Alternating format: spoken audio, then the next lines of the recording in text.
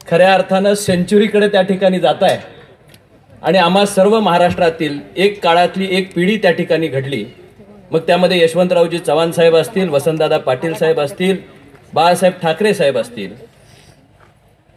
या सगळ्यांचा सहवास आमच्या पिढीला लाभू शकला नाही। पण साहेब, तुमच्या रूपानं आज सुद्धा महाराष्ट्रातली तरुण पिढी खऱ्या अर्थानं त्या पिढीचा दुवा तुमच्यामध्ये पाहते आणि महाराष्ट्राचा इतिहास तुमच्यामधनं या ठिकाणी जागा करते। म्हणूनच आपण सर्वात तरुण म्हणून मी याचा आपल्याला उल्लेख केला।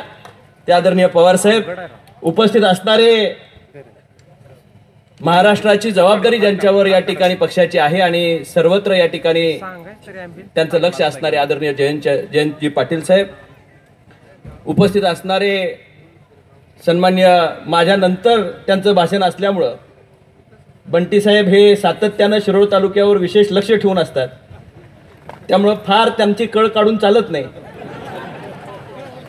ते आमचे मार्गदर्शक आदरणीय बंटी पाटील साहेब, उपस्थित असणारे आपल्या तालुक्याचे लाडके आमदार सन्माननीय राजेंद्र पाटील यड्रावकर साहेब, उपस्थित आदरणीय गणपतराव दादा, पद्माकर काका, उपस्थित असणारे व्हीपी काका, उपस्थित आदरणीय उल्हास दादा, आदरणीय राजूजी आवळे साहेब। मी कुणाचंच नाव आता पलीकडे घेत नाही, कारण त्यामध्ये वेळ जाईल आणि साहेबांना पुढे कार्यक्रमाला त्या ठिकाणी जायचं आहे। निश्चितपणे साहेब, आजचा दिवस शिरोळ तालुक्यातल्या ह्या जडणघडणीमधला एक अत्यंत महत्त्वाचा दिवस आहे। देशभक्त रत्नाप्पांना कुंभारांच्या ह्या जन्मगावामध्ये आपल्या विचारांना या ठिकाणी सर्वांना आपण उपकृत करावं यासाठी म्हणून ही सर्व मंडळी या ठिकाणी आलेली आहेत। पी.बी. पाटील साहेबांसारखा एक नेता ज्यांनी स्वातंत्र्य लढ्यामध्ये स्वतःचं योगदान दिलं, साहित्यामध्ये योगदान दिलं, चळवळीमध्ये या ठिकाणी योगदान दिलं, शैक्षणिक क्षेत्रामध्ये आपलं योगदान दिलं, मैत्री प्रांजळपणे जपणारा, सहकाराशी तत्वनिष्ठ असणारा आणि साहित्यामधनं समाज प्रबोधन करणारा, स्वतःचं आयुष्य स्वतंत्र सैनिकासारखं या ठिकाणी जगणारा एक लोकनेता या ठिकाणी होऊन गेला आणि त्याची स्मृती आपण चिरंतन करण्यासाठी इथं आलात। मी मनापासून आदरणीय पवार साहेबांचा आभार व्यक्त करतो की एका कार्यकर्त्याचा सन्मान कसा राखावा, एका जुन्या पिढीतल्या नेत्याचा सन्मान कसा राखावा। अनेक लोक काळाआड होऊन जातात, पण त्यांची आठवण काढणारी लोक कशी असावीत। परवाच मी साहेबांचं एक भाषण ऐकत होतो आणि भाषण करता करता कुणीतरी समोरनं या ठिकाणी त्यांना हाक मारली किंवा कोणीतरी घोषणा दिली, तिथंच ते म्हणाले, मारुती आहे का पुढे, मारुती वाघ असं नाव घेतलं साहेबांनी। किती हजारो लाखो लोक साहेबांना भेटत असतील, पण एका कार्यकर्त्याचा आवाज हजारो लोकांच्या मधनं आला तर तो कार्यकर्ता कोण आहे तो ओळखणारा शरद पवार आहे। आणि म्हणूनच पवार साहेबांची एक वेगळी उंची महाराष्ट्राच्या राजकारणामध्ये आणि समाजकारणामध्ये या ठिकाणी आहे। साहेब, जुन्या पिढीची आम्हाला ओळख करून देण्याची तुमच्या निमित्तानं ही नवी वाटचाल आपण या ठिकाणी करताय। दिनकरराव मुद्राळे साहेब असतील, बाबासाहेब खंजिरे साहेब असतील, या ठिकाणी श्यामराव पाटील यड्रावकर साहेब असतील, लोकनेते खासदार बाळासाहेब माने साहेब असतील, देशभक्त रत्नाप्पांना कुंभार साहेब असतील, यांच्यासारखे अनेकांची संबंध आपण त्या काळामध्ये या ठिकाणी आले। महाराष्ट्राचे मुख्यमंत्री म्हणून त्या काळातले सर्वात तरुण मुख्यमंत्री म्हणून आपण महाराष्ट्रभर वावरलात, पण त्या काळातली सर्वात मोठी राजकीय फळी आपल्या बरोबर या ठिकाणी आपण तयार केली आणि मग महाराष्ट्राच्या कानाकोपऱ्यामध्ये ते सवंगडी तुमच्या टप्प्याटप्प्यानं तुमच्या बरोबर त्या ठिकाणी राहत गेले।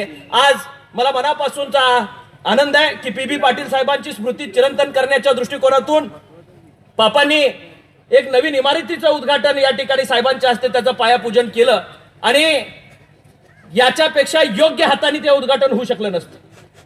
महाराष्ट्रामध्ये अनेक हात उद्घाटनासाठी या ठिकाणी असते, पण जुन्या पिढीचा जुना जाणता नेता या निमित्तानं या ठिकाणी आपल्या गावामध्ये येतो आणि पी.बी. साहेबांच्या खऱ्या अर्थानं असणाऱ्या नवीन इमारतीला ज्यावेळी नामकरण केलं जातं त्यावेळी पवार साहेब या ठिकाणी येतात। खऱ्या अर्थानं पापात त्यांच्या स्मृतीस आपण आज खऱ्या अर्थानं श्रद्धांजली दिली। खासदार म्हणून काम करण्याची संधी आपण सर्वांनी मला या ठिकाणी दिलीत। पवार साहेब आजही त्या संसदेचा भीष्म पितामह म्हणून त्या ठिकाणी काम करतायत। जर जगाच्या पाठीवर सगळ्यात मोठी लोकशाही भारत देश असेल तर सर्वात पार्लमेंटरी रेकॉर्डमध्ये सर्वात जास्त लोकशाही पद्धतीने निवडून येणारा खासदार हे शरदचंद्रजी पवार साहेब त्या ठिकाणी लोकसभेमध्ये आहेत। आणि निश्चितपणे या सगळ्या लोकशाहीला बळकटी देण्याच्या दृष्टिकोनातून जी जी माणसं त्यांच्या आयुष्यामध्ये येऊन गेली त्यांना ते कधी विसरले नाहीत। आज पीबी साहेबांचा स्पर्श त्यांच्या आयुष्याला झाला, रत्नापन्ना कुंभार साहेबांचा स्पर्श झाला, लोकनेते खासदार बाळासाहेब मानेंचा झाला। या सगळ्यांची खऱ्या अर्थाने या कुटुंबांशी त्यांची नाळ त्या ठिकाणी जोडली। चांगल्या आणि वाईट प्रसंगामध्ये सातत्यानं साहेब या ठिकाणी येतात।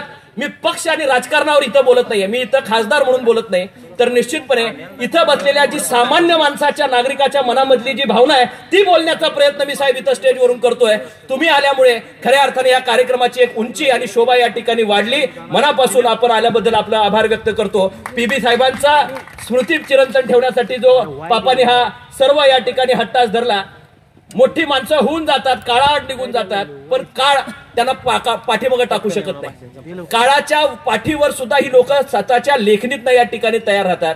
ऋणानुबंध नावाचं असेल किंवा या ठिकाणी त्यांनी लिहिलेली हुतात्म्यांची स्मृती प्रीती पावित्र्य ऋतुंगा या ठिकाणी असलेला अकलेचा सवाल, रस्त्याची जाग आली, 40 झाल्यानंतर बहुतेक थोडा चष्मा लागलाय मला, त्यामुळे साहेब दिसायचं लांब जवळचं थोडंसं कमी आलंय। पण निश्चितपणे या ठिकाणी सांगेन की जे अनेक पुस्तकं ह्या मंडळीने या ठिकाणी लिहिली त्यांच्या विचाराचा वसा आणि वारसा पुढची पिढी या ठिकाणी घेऊन जाण्याचं काम करते आणि पापांच्या निमित्तानं तो पुढच्या पिढीमध्ये या ठिकाणी जातोय। मी मनापासून आज निमशिरगावकरांच्या वतीनं, तालुक्याच्या वतीनं आदरणीय साहेबांचं स्वागत आणि आभार व्यक्त करतो।